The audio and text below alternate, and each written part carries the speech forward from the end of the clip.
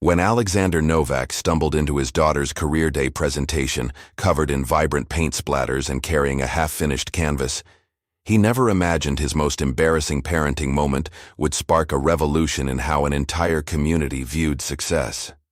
Sometimes the most powerful transformations begin with our greatest fears coming true, and on that crisp autumn morning in Willow Creek, a father's moment of artistic chaos was about to paint an unexpected masterpiece of its own. It was an unusually warm October morning in Willow Creek, Colorado, where the aspen trees lining the winding mountain roads were displaying their first golden transformation. Before we jump back in, tell us where you're tuning in from, and if this story touches you, make sure you're subscribed, because tomorrow, I've saved something extra special for you. The town's thriving arts district was just beginning to stir, with early morning hikers passing by studio windows and local cafe owners flipping their signs from closed to open. Inside a renovated Victorian mansion turned art studio, with its sprawling wraparound porch and towering windows, Alexander Novak stood before a massive canvas, his experienced hand moving with precise intention as he layered bold strokes of color into what would become his most ambitious commission yet. The morning light filtered through the paint-speckled windows, casting a dance of colors across the original hardwood floors. Alex wasn't your conventional artist.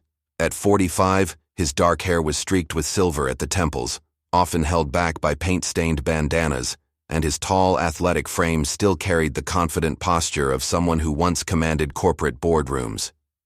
The walls of his studio told the story of his evolution. Bold, emotionally charged pieces that merged traditional expressionism with digital age elements, reflecting his journey from advertising executive to full-time artist. His latest collection had caught the attention of the Denver art scene, with several pieces already featured in prestigious mountain galleries. The studio itself was a testament to his dual life, one half dominated by enormous canvases and state-of-the-art equipment, the other a cozy haven filled with comfortable vintage furniture and scattered art supplies belonging to his daughter. The air was thick with the scent of oil paints and coffee, and somewhere in the background, indie rock music played softly from hidden speakers. "Dad! Dad! Please tell me you didn't forget."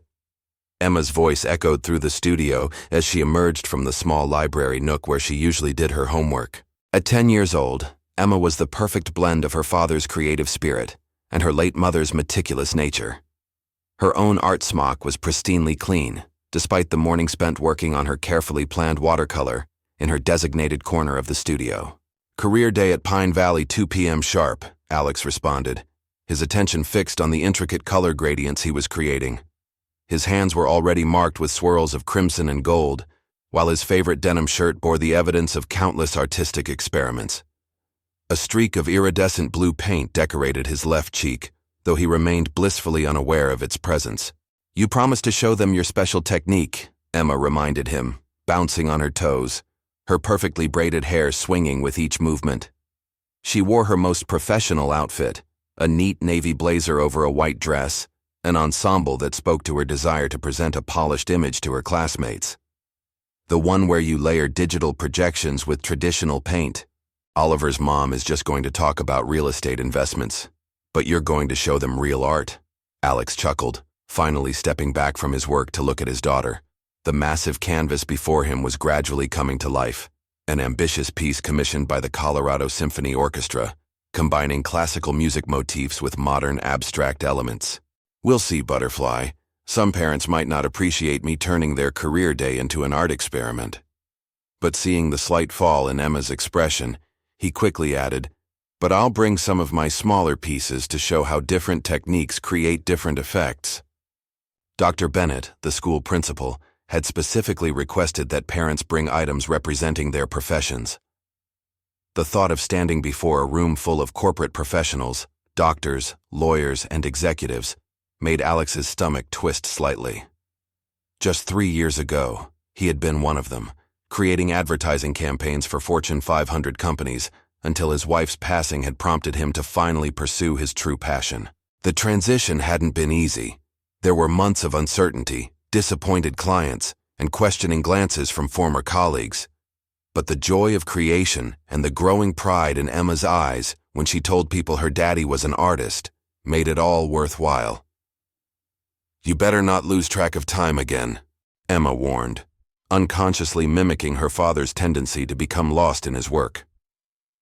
She adjusted her backpack, which was organized with mathematical precision.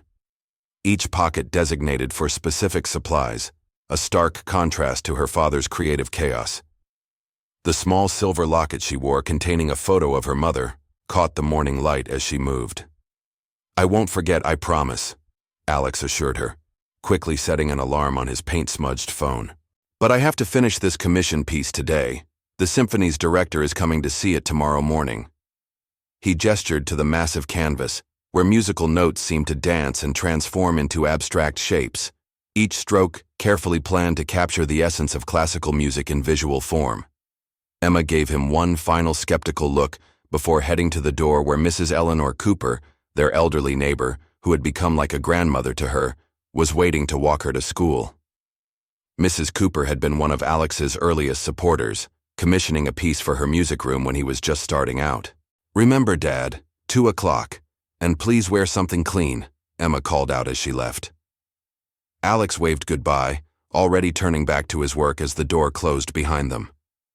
The commission piece was his largest yet, and the pressure to perfect it weighed heavily on his mind as he lost himself once again in the rhythm of creation. The morning light gradually shifted across his studio floor, and the soft indie rock faded into background noise as he entered the familiar zone where time ceased to exist, and only the canvas mattered. The morning sun traced lazy arcs across Alex's studio floor as he worked, each beam illuminating countless particles of dust that danced like golden stars in the autumn light. His world had narrowed to the intricate interplay of light and shadow he was creating on the massive canvas before him. The symphony commission wasn't just another project. It was his chance to prove that leaving his advertising career hadn't been a reckless decision. Each brushstroke needed to capture both the precision of classical music and the wild abandon of modern expression. The Victorian mansion's old radiators clicked and hummed, adding their own rhythm to the indie rock still playing through his speakers. Outside, the Colorado mountains pierced the cloudless sky, but Alex barely registered their majesty through the paint-speckled windows. He was deep in what Emma called his art trance, working on a particularly challenging section where classical music notations morphed into abstract expressions of sound and emotion. A group of art students from the local community college arrived for their weekly observation session, slipping quietly into their usual spots in the corner of the studio. Alex had begun allowing them to observe his process several months ago, part of his effort to give back to the artistic community that had embraced him. Usually he enjoyed their presence and their thoughtful questions, but today their arrival barely penetrated his focused state. "Mr. Novak?" One of the students, Sophia, ventured carefully. "Would you mind explaining how you achieve that transition between the traditional musical notation and the abstract elements?" Her voice seemed to come from a great distance, barely registering in his consciousness. Alex answered automatically, his hands continuing their dance across the canvas as he explained his technique, not realizing that paint was now streaking up his arms and had somehow found its way into his hair. The studio's antique grandfather clock ticked steadily onward, its sound muffled by the music that had been cycling through his speakers all morning. A delivery driver dropped off new supplies, getting Alex's distracted signature on forms he barely glanced at. Mrs. Cooper stopped by with a sandwich from the mountain café down the street. She'd been bringing him lunch every Wednesday since his wife passed, worried he'd forget to eat otherwise. The sandwich sat untouched on his workbench next to 3 cups of half-finished coffee. The light shifted from morning to early afternoon, casting different shadows across his work, but Alex remained absorbed in his process. He was finally achieving the perfect balance between structure and chaos that the piece demanded. His brush moving with increasingly confident strokes as the vision in his mind emerged on canvas. It wasn't until his phone buzzed for the 4th time that Alex's concentration finally broke. He blinked, surfacing from his creative depths like a diver coming up for air. The notification was from Pine Valley Elementary's parent portal app, a reminder about career day. With growing unease, Alex glanced at his phone's paint-smudged screen. 1:47 p.m. "Oh no," he muttered, his heart suddenly racing. The symphony piece loomed before him, still requiring at least an hour's work to complete the section he'd been focused on. Preparing and narrating this story took us a lot of time, so if you are enjoying it, subscribe to our channel. It means a lot to us. Now back to the story. But Emma's words from the morning echoed in his mind. "Remember, Dad, 2 o'clock, and please wear something clean." Alex looked down at himself, and his heart sank further. His old denim shirt was now a battlefield of fresh paint splatters, crimson, gold, and cobalt blue, creating an unintended abstract masterpiece of their own.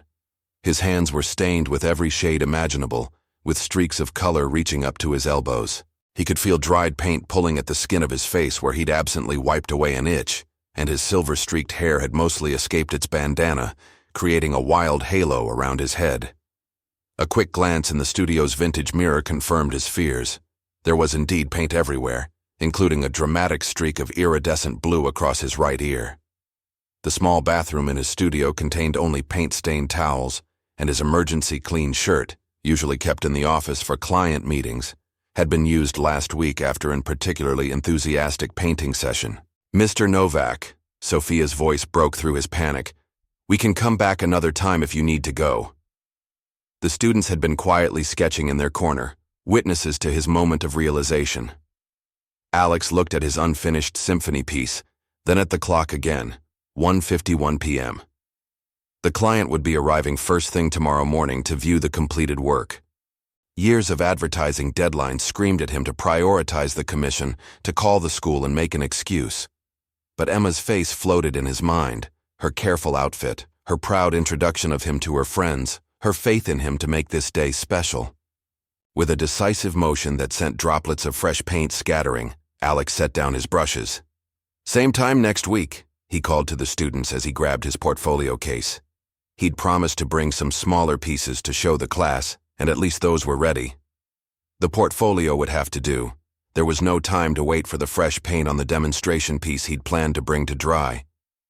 As he rushed to his restored 1960s Volkswagen Beetle, keys jangling and portfolio under his arm, Alex caught a glimpse of himself in the studio's tall windows. Paint-splattered clothes, messy hair, streaks of color everywhere he looked. He was the walking embodiment of the struggling artist stereotype. He thought about the other parents who would be there. Dr. Sterling in his pristine white coat, Robert Coleman with his tailored Wall Street suits, Oliver's mother with her impeccable real estate professional attire. For a moment, his hand hesitated on the car door handle, but the clock on the Victorian mansion's tower showed 1:53 p.m. It was too late for anything but showing up exactly as he was, covered in the evidence of his passion, wearing his art quite literally on his sleeve.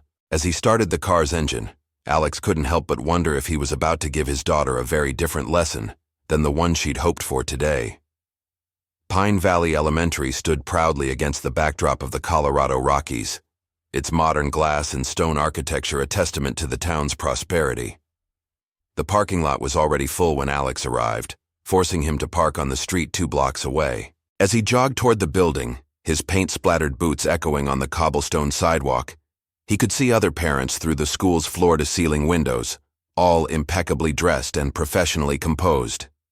The crisp mountain air carried the sound of excited chatter and the rustle of fallen aspen leaves, a sharp contrast to the quiet intensity of his studio just minutes ago. The main entrance was adorned with cheerful welcome banners for Career Day, and a student-made poster announced, "Our parents are superheroes," in bright, optimistic letters.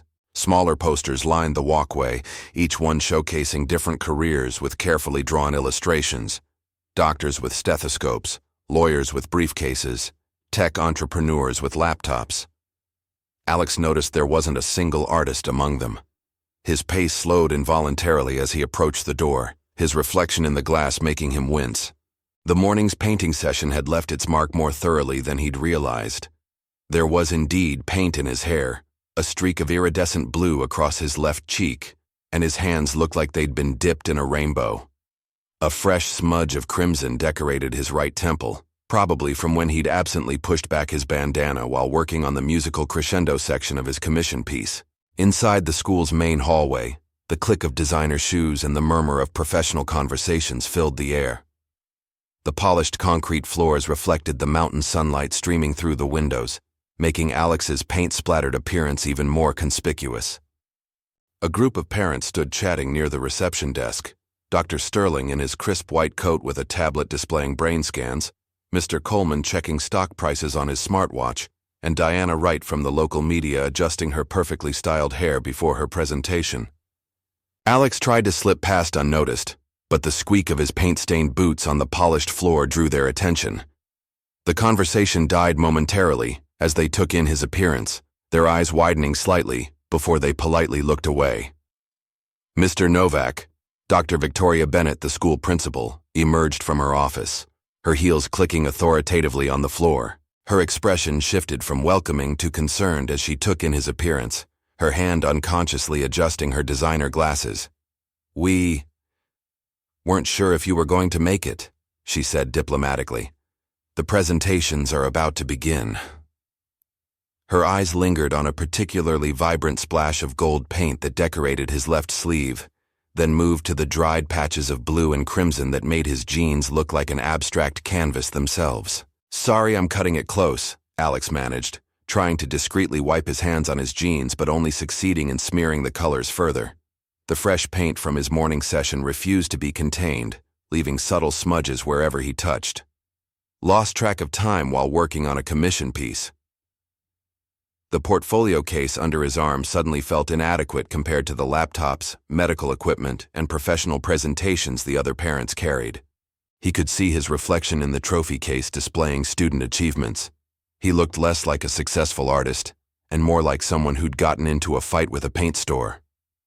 The walk to the auditorium felt like an eternity, parents and teachers lining the hallway, their conversations faltering as Alex passed. The corridor seemed to stretch endlessly before him, each step bringing new sets of eyes and fresh whispers. "Isn't that Emma Novak's father?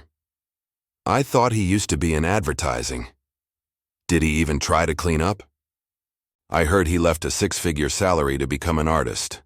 Each step seemed to echo his own doubts about leaving his corporate career behind, the modern LED lights overhead feeling more like spotlights highlighting his unconventional choice.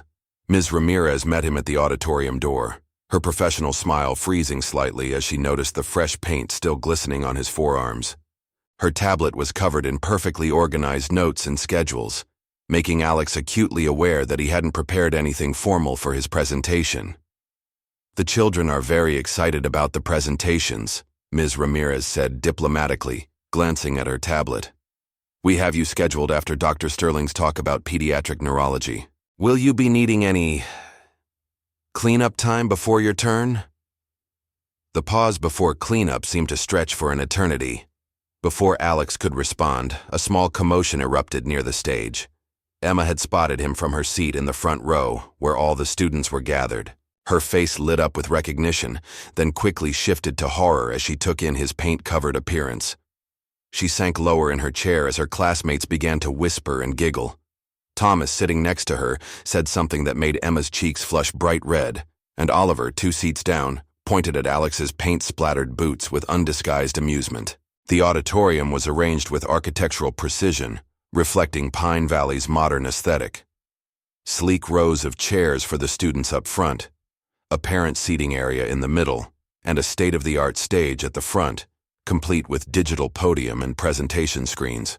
Contemporary LED lighting illuminated the space perfectly, making Alex's colorful appearance even more striking against the minimalist design. Each presenter had their own designated waiting area marked with elegant digital name cards and equipped with bottled water and wireless presentation remotes. Alex's spot, he noticed with a sinking feeling, was right next to Sarah Coleman, Oliver's mother, who was wearing what appeared to be a designer suit and reviewing property statistics on her tablet. The contrast between them couldn't have been more stark. Coleman looked like she'd stepped out of a luxury real estate magazine, while Alex looked like he'd rolled through an art supply warehouse. "Dad!"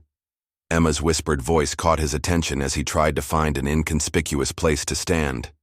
She had snuck away from her seat and was now tugging urgently at his paint-stained sleeve, careful not to let any of the still wet paint touch her carefully chosen blazer. "You were supposed to wear something nice and clean up." Her eyes were wide with a mix of embarrassment and panic, darting around to see who was watching them, Everyone else's parents look so, normal. The word hit Alex like a splash of cold water. Normal. He looked around the auditorium again, seeing it through his daughter's eyes. Every other parent represented success in its most conventional form. Pressed suits, polished shoes, clean hands, and professional equipment. Even the other creative professional, a digital media designer from a tech startup, had arrived in business casual attire with a sleek laptop and perfectly prepared digital presentation. Dr. Sterling was already mounting the stage, his presentation about breakthrough treatments in pediatric neurology queued up on the massive screens behind him. Each slide was perfectly designed, mind probably prepared weeks in advance with professional graphics and carefully chosen fonts. Alex glanced down at his portfolio case, suddenly aware that his plan to simply show his paintings and talk about artistic techniques seemed woefully inadequate compared to the polished presentations surrounding him. "Maybe," Emma whispered, her voice small and uncertain, "maybe you could just wait outside until it's your turn and try to clean up a little." She glanced nervously at her friends, who were now openly staring at her paint-covered father. The same daughter who had been so excited about his presentation this morning was now trying to minimize his visibility, and Alex felt his heart sink even further. The weight of her embarrassment seemed heavier than any advertising deadline he'd ever faced. Dr. Sterling's presentation was in full swing, his voice confident and professional as it carried through the auditorium's perfect acoustics. Alex had found a spot near the back wall, trying to make himself as inconspicuous as possible while leaving the smallest number of paint smudges on his surroundings. Every shift of his weight made his paint-covered boots squeak against the polished concrete floor, drawing disapproving glances from nearby parents. "And this is what we call a revolutionary new approach to pediatric neural pathway mapping," Dr. Sterling explained, pointing to a perfectly rendered 3D brain scan on his PowerPoint slide. The students leaned forward, captivated by the professional presentation. Even the parents seemed impressed, nodding along as he described cutting-edge medical procedures with accessible analogies. Alex's hand unconsciously went to his portfolio case, leaving a fresh smear of blue paint on the worn leather. From his position at the back, he could see Emma in the front row. She was sitting between Thomas and Oliver, but unlike her usual confident posture, she seemed to be trying to make herself smaller. When Oliver whispered something to her, gesturing toward Alex, she didn't turn around to look at her father. Instead, she slumped further in her seat, her shoulders tense with embarrassment.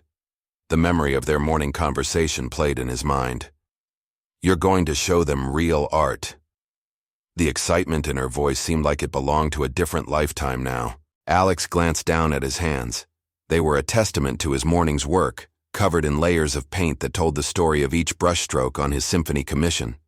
The same hands that had once designed award-winning advertising campaigns were now marked by his passion, but in this setting they felt out of place, almost alien. Sarah Coleman was reviewing her real estate presentation on her tablet next to Alex, her Italian leather heels gleaming under the auditorium lights and her suit looking like it cost more than his monthly studio rent. When she shifted away slightly to avoid contact with Alex's paint-stained sleeve, the movement was subtle but unmistakable. "Quite a thorough presentation by Dr. Sterling," Coleman commented to no one in particular, her tone suggesting that thorough was the minimum expected standard. Alex's mind wandered to his own planned presentation. He had intended to show his paintings, explain his techniques, maybe even demonstrate how he layered digital projections with traditional paint. But now, surrounded by PowerPoint slides, professional equipment, and pristine business attire, his ideas seemed childishly simple. The small canvas he'd brought for demonstration was still wet, the fresh paint threatening to smudge anything it touched. His portfolio case contained finished pieces, but they seemed inadequate compared to the high-tech presentations surrounding him. Diana Wright from the local media was up next, her presentation already queued up on her MacBook Pro. The screen showed her interviewing celebrities, covering major cultural events, her professional achievements listed in elegant bullet points. Alex could see similar setups on other parents' laptops. Mr. Coleman's investment portfolio performance graphs, Dr. Sterling's medical research publications, even the tech startup designer's slick digital portfolio. Each presentation seemed to reinforce the growing chasm between his artistic world and their professional one. "Dad?" A small voice interrupted his thoughts. Emma had approached again, this time with Ms. Ramirez behind her. "Ms. Ramirez wants to know if you need to set up anything for your presentation." Her eyes darted to his paint-covered hands, then quickly away. "Like a computer or something?" Ms. Ramirez's professional smile remained fixed, but her eyes betrayed concern. "We have about 15 minutes before your slot, Mr. Novak. We can help you set up any equipment you need." She glanced at his portfolio case, then at his paint-stained appearance. "Perhaps we could also find you a clean cloth for your hands?" Before Alex could respond, a small commotion broke out in the student section. Oliver had stood up, pointing at a fresh paint smudge on the back of his chair where Alex had briefly leaned earlier. "Look, he's getting paint everywhere." The comment carried through the quiet auditorium, causing several parents to turn and stare. Dr. Sterling paused mid-sentence, his professional demeanor momentarily disrupted by the interruption. Emma's face burned red as she hurried back to her seat, avoiding eye contact with everyone. Alex could see her hands clenched in her lap. Her earlier pride in her artist father completely evaporated. The other students were whispering and giggling, some pointing at the various paint smudges Alex had inadvertently left around the auditorium. Dr. Bennett approached, her heels clicking purposefully on the floor. "Mr. Novak," she began in a low voice, "perhaps we should consider rescheduling your presentation for another day when you might be more prepared?" The suggestion was delivered kindly, but the implication was clear. He didn't fit into this polished professional environment.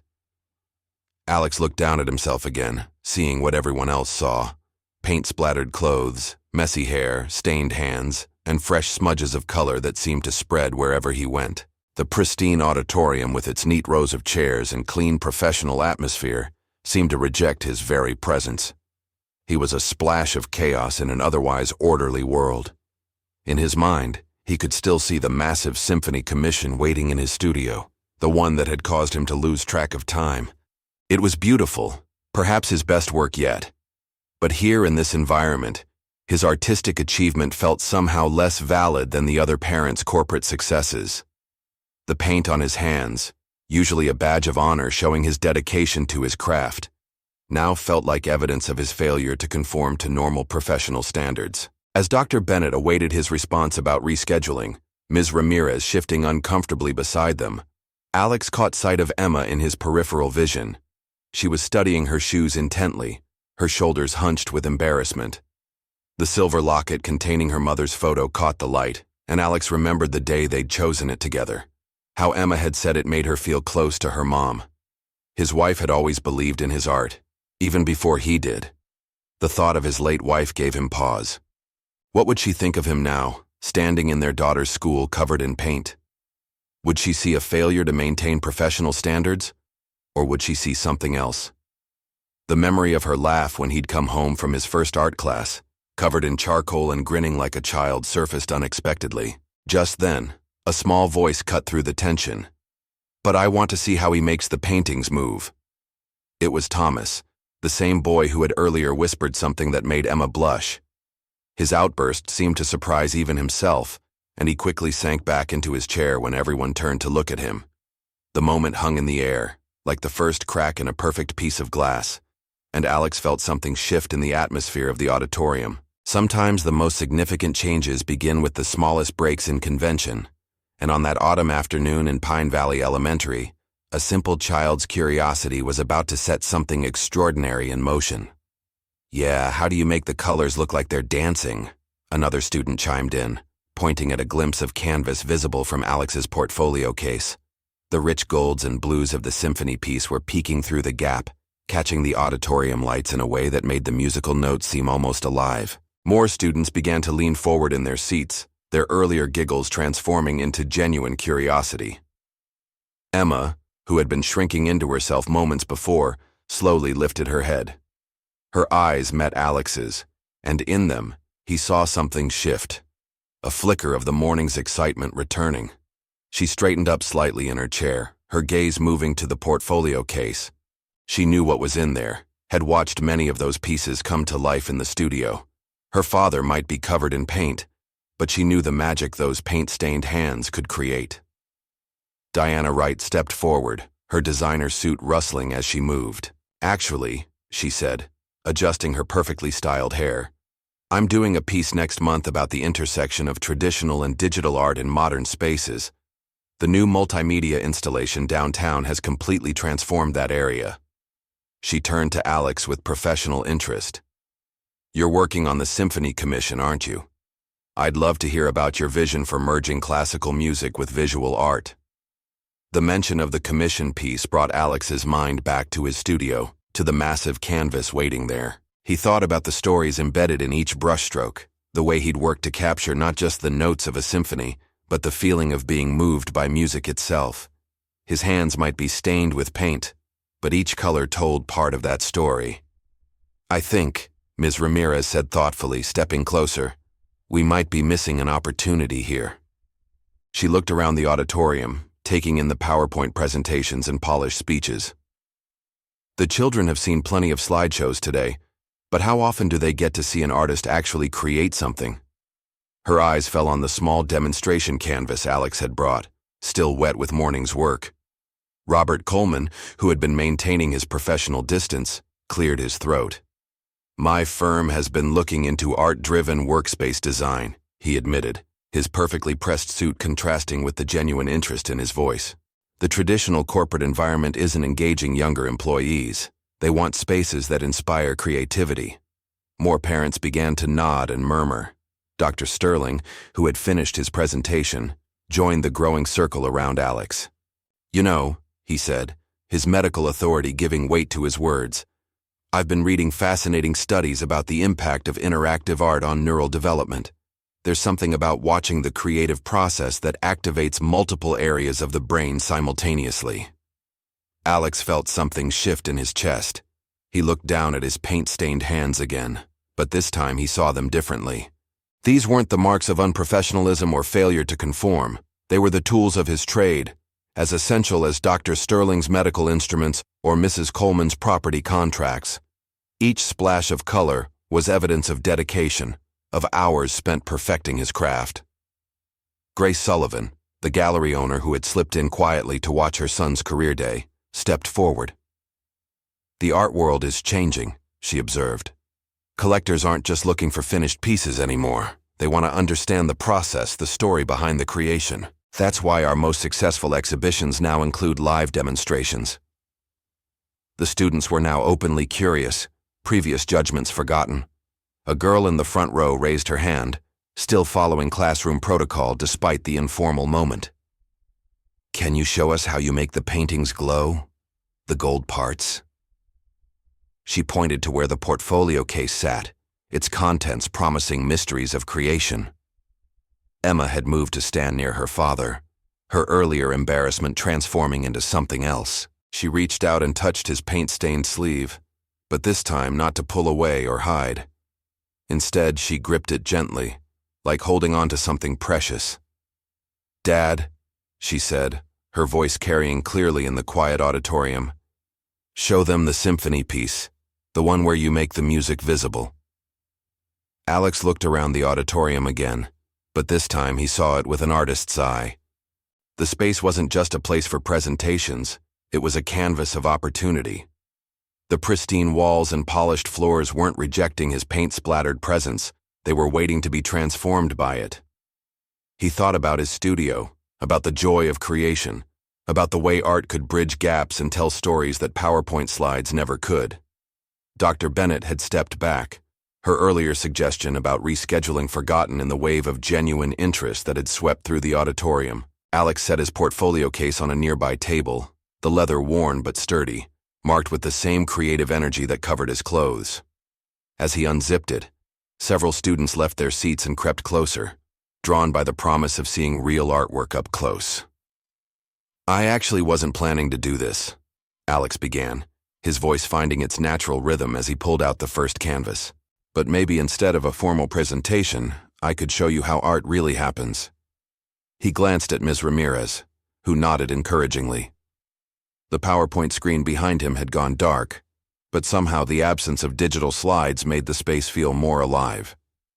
The first painting he revealed was a study of downtown Willow Creek at sunrise, the golden light in the piece seeming to catch the actual auditorium lighting, creating an almost magical effect.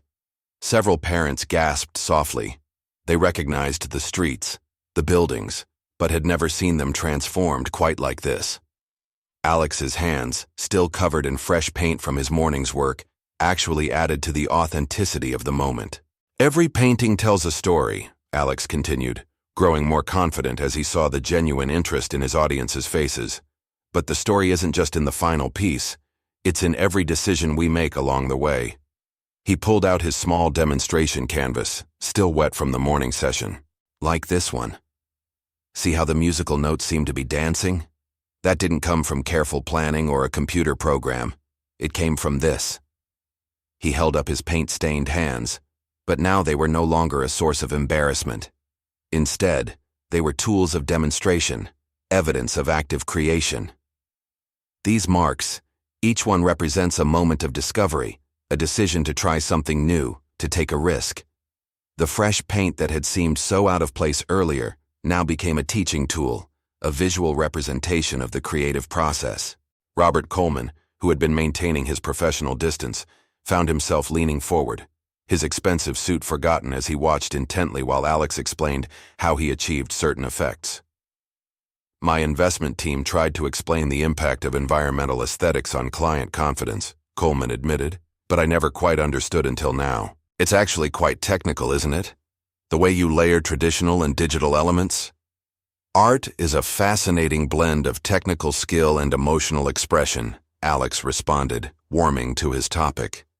He gestured to his paint-splattered appearance. "Today wasn't actually planned. I got caught up in a commission piece for the symphony. But in a way, this is more honest. This is what real creation looks like. It's messy, it's unpredictable, and sometimes it gets all over your clothes." The students laughed, the sound genuine and appreciative. Thomas, who had earlier broken the tension, raised his hand eagerly. "Can you show us how you did that gold effect? The one that makes it look like real sunshine?" Other students joined in, their questions tumbling over each other with growing excitement. Dr. Sterling stepped forward, his pristine white coat a stark contrast to Alex's painted appearance. "You know," he said thoughtfully, "in medicine we often talk about clinical presentation, keeping everything sterile and professional. But some of our most important work happens in the messiest moments, when we're too focused on saving a life to worry about appearances." Diana Wright had pulled out her professional notebook. "This is actually a fascinating perspective on career education," she mused. "We're not just seeing the polished final product, we're seeing the real process, the actual work as it happens."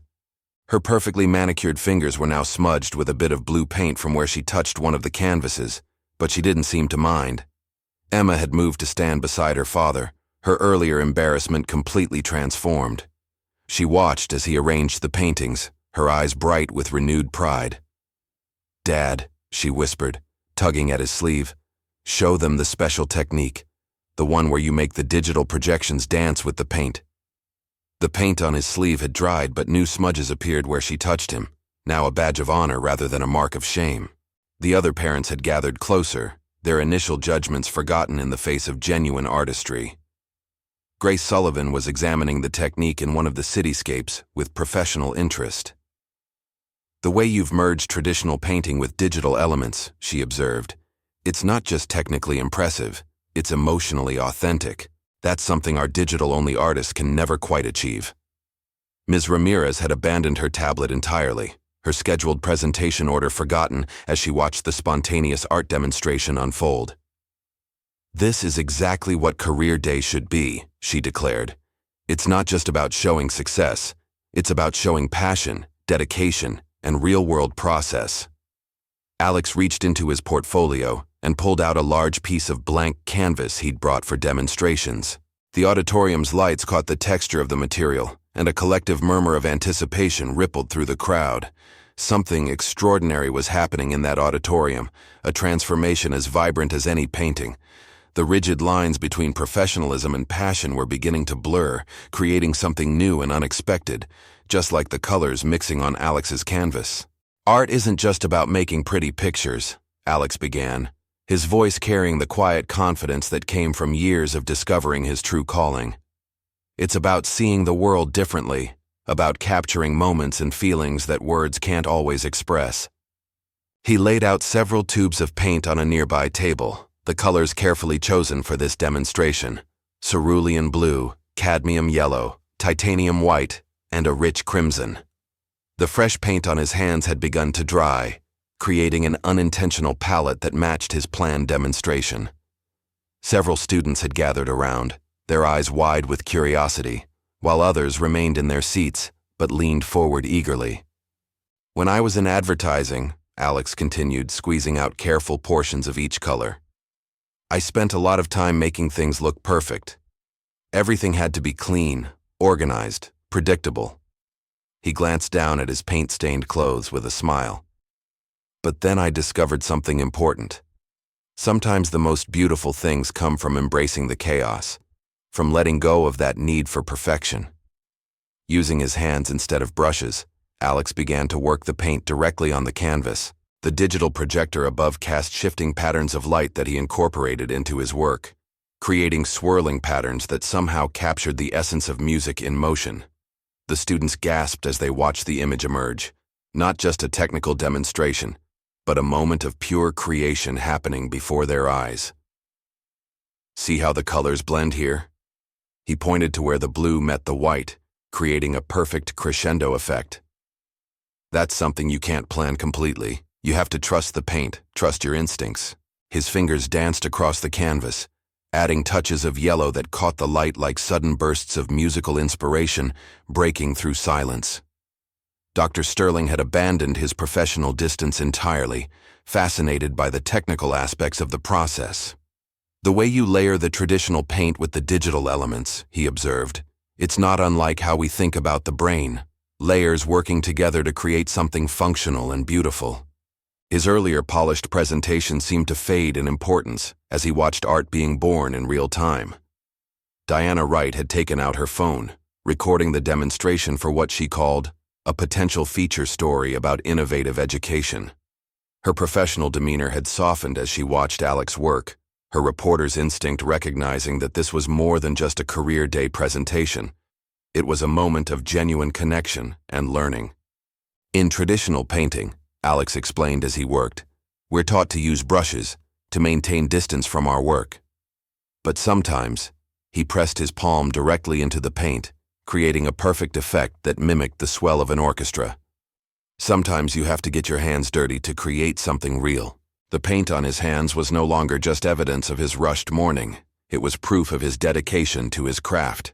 The students were completely captivated. Oliver, who had earlier pointed out the paint smudge, was now taking photos with the school's camera, documenting each step of the process for the school newspaper. "This is so much cooler than PowerPoint," he whispered to his friend, who nodded enthusiastically. Robert Coleman, still in his expensive suit, had rolled up his sleeves and accepted Alex's invitation to try the technique himself on a corner of the canvas. His initial hesitation gave way to childlike wonder as he created his first artistic effect. I had no idea it was so intuitive," he admitted, looking at his now paint-stained hands with a mixture of surprise and delight. "I've seen countless presentations about creative workspace design, but I never quite understood what we were trying to achieve until now." Grace Sullivan was frantically making notes in her gallery notebook, inspired by the possibilities she was witnessing. "This could revolutionize how we present art to the public," she mused aloud. "Sometimes technical perfection isn't enough. You need to capture the feeling of creation itself." Emma had become Alex's unofficial assistant, proudly explaining certain techniques to her classmates as her father worked. "See how he uses the digital projection when he wants the paint to look like it's moving?" She demonstrated, her earlier embarrassment completely forgotten. "But then just his hands for the parts that need to feel more real." Her voice carried the expertise of countless hours spent watching her father work in his studio. Ms. Ramirez had completely abandoned her usual structured approach to presentations. "This is experiential learning at its finest," she declared to Dr. Bennett, who nodded in agreement, both of them watching as students asked increasingly sophisticated questions about the intersection of traditional and digital art. "The thing about art," Alex explained as he added final touches to the demonstration piece, "is that it teaches us to see possibilities rather than limitations." He stepped back, revealing a stunning piece that had emerged from what seemed like chaos just minutes before. "Every mark on this canvas, every splash of color tells part of the story, just like every paint stain on my clothes today tells the story of the symphony piece I was working on this morning." The demonstration had transformed the auditorium's atmosphere entirely. What had started as a formal career day presentation had become an interactive exploration of creativity. Parents who had initially judged Alex's appearance were now asking about adult art classes, and students who had giggled at his paint-splattered entrance were begging to try the techniques themselves. As the demonstration piece dried under the auditorium lights, a remarkable transformation had taken place in the room. The rigid rows of chairs had dissolved into informal clusters as parents and students gathered around different paintings from Alex's portfolio. The pristine environment that had initially seemed to reject his paint-splattered presence had become an impromptu art gallery, with smudges of color adding character to the previously immaculate space. "Mr. Novak," Dr. Bennett approached, her earlier concern replaced with genuine enthusiasm. "Would you consider doing an artist-in-residence program here at Pine Valley, the way you've engaged these students? It's extraordinary." She gestured to where a group of children were experimenting with their own hand-painting techniques on a spare piece of canvas Alex had provided. Their sleeves were rolled up, ties loosened, and previous worries about mess forgotten in the joy of creation. Robert Coleman, his perfectly tailored suit now sporting several artistic additions, was deep in conversation with Alex about commissioned pieces. "Our investment firm needs something unique," he explained, examining one of Alex's cityscapes with newfound appreciation. "These digital presentations and virtual tours, they're all starting to look the same. But your work captures something real, something that makes people feel connected to the space." Dr. Sterling joined them, still wearing his white coat but now holding it more casually, less as a symbol of authority and more as simple professional attire. "You know, there's fascinating research about the impact of art on cognitive development," he commented, gesturing to one of Alex's more abstract pieces. "The way you merge traditional and digital elements, it's not just aesthetically pleasing, it's neurologically stimulating. Have you ever considered doing installations for medical facilities?" The students had formed an impromptu art club on the spot, with Emma proudly serving as their guide to her father's techniques. "See how the colors blend with the light projections?" she explained, pointing to a particularly effective section. "Dad says you have to feel the movement, not just see it." Her voice carried the confidence of someone who had found her place in the world, her earlier embarrassment transformed into proud expertise. Diana Wright had abandoned her planned presentation entirely, instead conducting impromptu interviews with students about their experience. "This is the future of education," she declared, her professional reporter's tone colored with genuine excitement. "It's not just about telling students about different careers, it's about letting them experience the passion behind them." Her designer blazer now sported a small splash of blue paint, which she wore like a badge of honor. Oliver, who had started the day by pointing out paint smudges, was now enthusiastically documenting everything with the school camera. "Can I interview you for the school paper?" he asked Alex eagerly. "I want to do a whole feature on the artistic process. Maybe we could even start an art column." His earlier judgment had transformed into genuine journalistic interest. Ms. Ramirez was already making notes for future lesson plans. "Art integration across subjects," she murmured, watching as students naturally incorporated mathematical concepts while discussing composition and proportion. "Mr. Novak, would you be willing to collaborate on some cross-disciplinary projects? The way you explain color theory actually touches on some of our science standards." The validation wasn't just coming from the school environment. Several parents had pulled out their phones searching for Alex's studio website and discussing commission possibilities. Grace Sullivan was particularly interested in his workshop potential. "We need to rethink how we present art to the public," she explained. "Something that helps people connect with the creative process, break out of their usual patterns. Would you consider bringing this energy to the gallery? Robert Coleman had spread his investment projections on a nearby table and, to everyone's surprise, had begun adding artistic elements inspired by Alex's techniques. "Look at how different this feels," he exclaimed, showing how a touch of artistic interpretation brought his financial data to life. "We get so caught up in precision that we forget about the human element. This is what our presentations have been missing." The paint on Alex's hands had begun to dry, creating a layered palette that told the story of his morning's work and the afternoon's demonstration.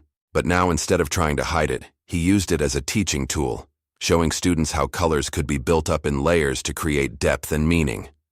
His paint-splattered appearance had become not just acceptable, but aspirational, a symbol of authentic creative engagement. A quiet student named Sarah, usually too shy to speak up, raised her hand tentatively.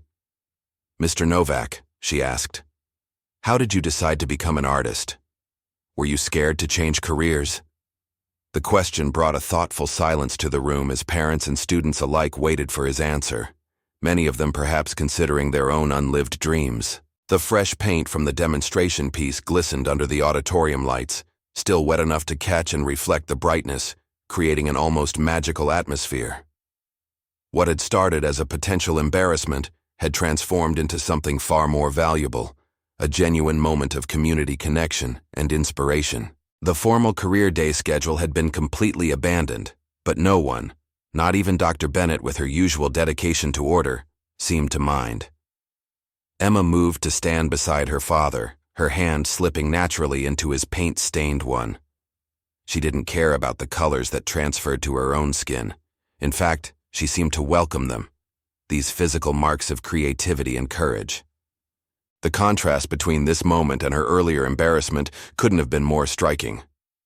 As the impromptu art session began winding down, the afternoon sunlight slanted through the auditorium's floor-to-ceiling windows, casting long shadows that mixed with the colorful paint splatters now decorating various surfaces. Parents and students were slowly dispersing, many lingering to take pictures of the demonstration piece or to ask Alex final questions about his techniques.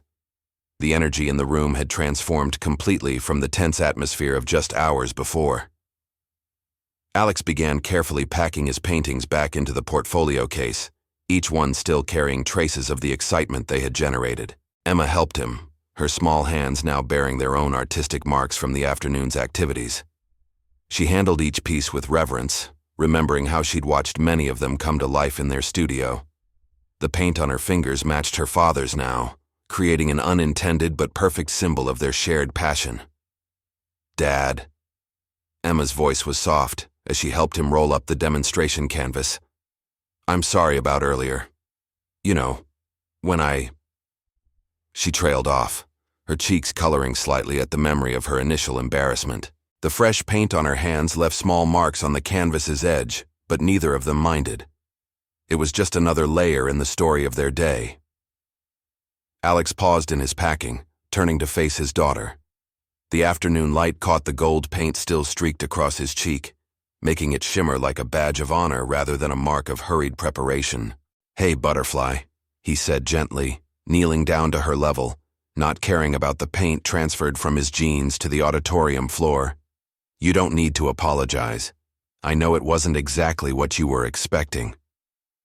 Dr. Bennett passed by, carrying some of the students' practice pieces to dry. "These are going up in the main hallway," she announced proudly. "We're creating a career day gallery, and your demonstration piece will be the centerpiece, Mr. Novak." Her formal administrative tone had softened, colored with genuine appreciation. Sometimes the best lessons come from unexpected moments. Emma watched the principal walk away, then turned back to her father. "Everyone loved your art," she said, her voice gaining enthusiasm. "Did you see Oliver's face when you showed him how to create the digital overlay effect? And Mr. Coleman asked if you could help design his new office." Her eyes sparkled with renewed pride, all traces of her earlier uncertainty gone. Alex smiled, remembering the corporate presentations he used to give, all clean lines and precise data. "You know," he confided, carefully wrapping one of his smaller pieces in protective paper. "When I first walked in here today, I felt so out of place. All these successful professionals with their perfect presentations, And there I was, covered in paint.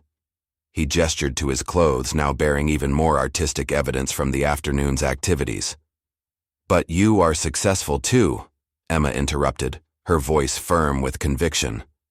She pointed to where Robert Coleman was still examining one of the cityscape pieces, discussing commission details with Grace Sullivan. "Mr. Coleman said your art makes spaces feel alive, and Dr. Sterling said it could help his patients feel better."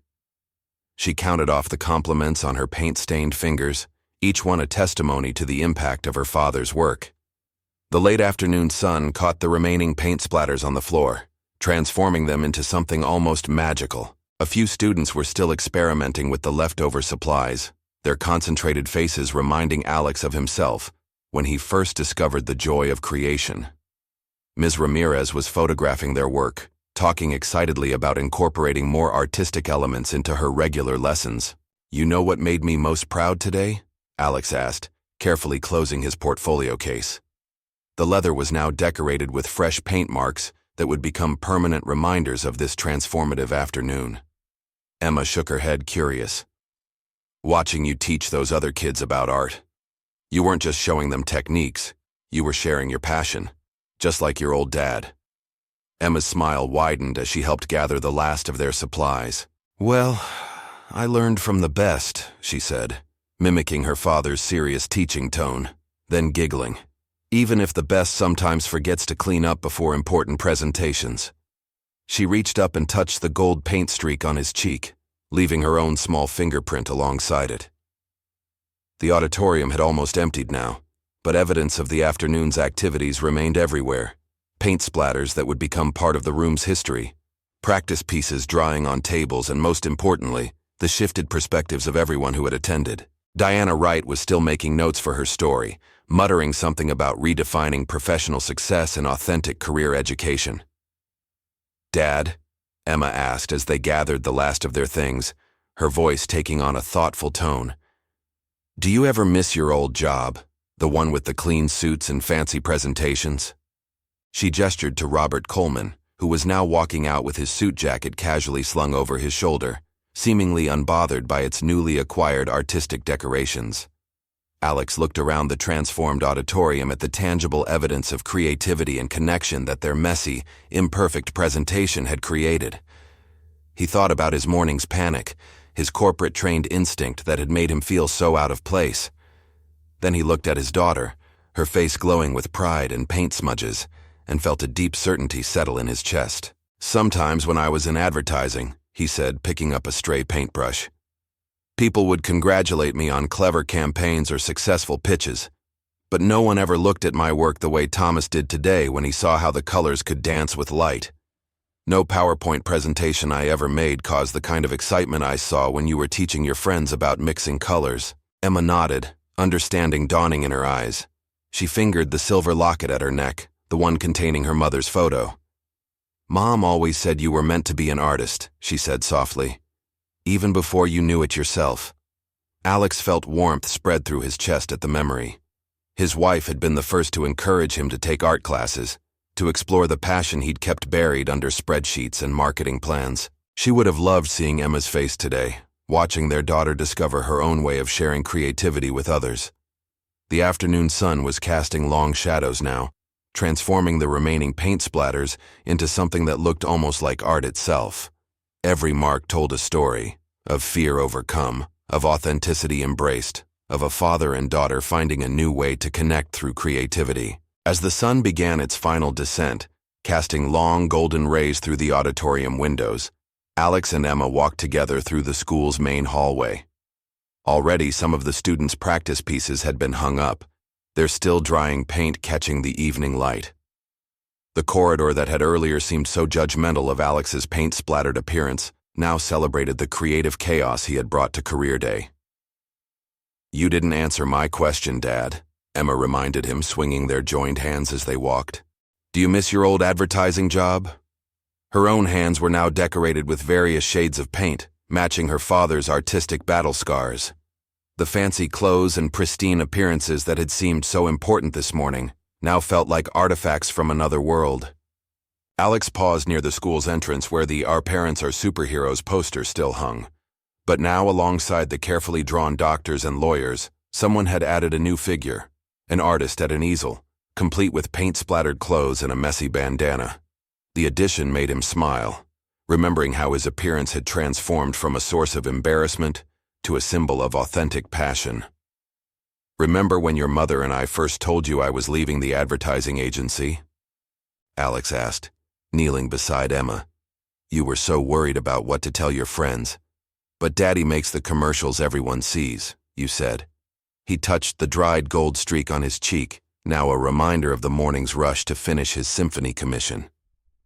"When I worked in advertising, I spent all my time helping other people sell their dreams. My suits were always clean, my presentations were always perfect, and I never had paint in my hair." He glanced at Oliver, who was still taking photos for the school paper. The young photographer had completely forgotten his earlier mockery of Alex's appearance, now seeing only the artist who had opened his eyes to a new way of looking at the world. "But I wasn't creating anything real," Alex continued.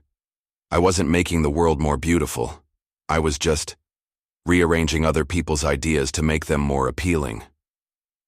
He pulled Emma close, both of them still covered in the day's creative evidence. "The truth is, Butterfly, I miss my old job about as much as that clean shirt I was supposed to wear today." Emma giggled, understanding the deeper meaning in his words. "Sometimes," she said, echoing his teaching voice, "the messiest parts of life turn out to be the most beautiful." She looked down at her paint-stained hands with pride. "Just like mixing colors on a canvas." Dr. Bennett approached them, her professional demeanor permanently softened by the afternoon's events. "Mr. Novak, we'd like to discuss expanding our art program," she said, her eyes bright with possibilities. "Perhaps a weekly workshop where students can explore this kind of creative freedom. Ms. Ramirez is already working on incorporating art into her science curriculum." Diana Wright was packing up her recording equipment, but she paused to add, "The story I'm writing isn't just about Career Day anymore. It's about redefining what success looks like, about showing our children that authenticity matters more than appearances." She smiled at her own paint-smudged sleeve. "Sometimes the best stories are the ones that get a little messy in the telling." Grace Sullivan had lingered behind, sketching ideas in her notebook. "The gallery's board meets next week," she said. "I want to propose a new kind of exhibition, one that shows the process, not just the final product. Would you be interested in doing live demonstrations, showing people how art really happens?" As they walked to their car, the setting sun painted the sky in shades that reminded Alex of his morning's work, golds and crimsons blending into deepening blues. His symphony commission waited in the studio, but somehow, its deadline didn't seem as pressing anymore. Today had taught him something more valuable than perfect technique or professional appearance.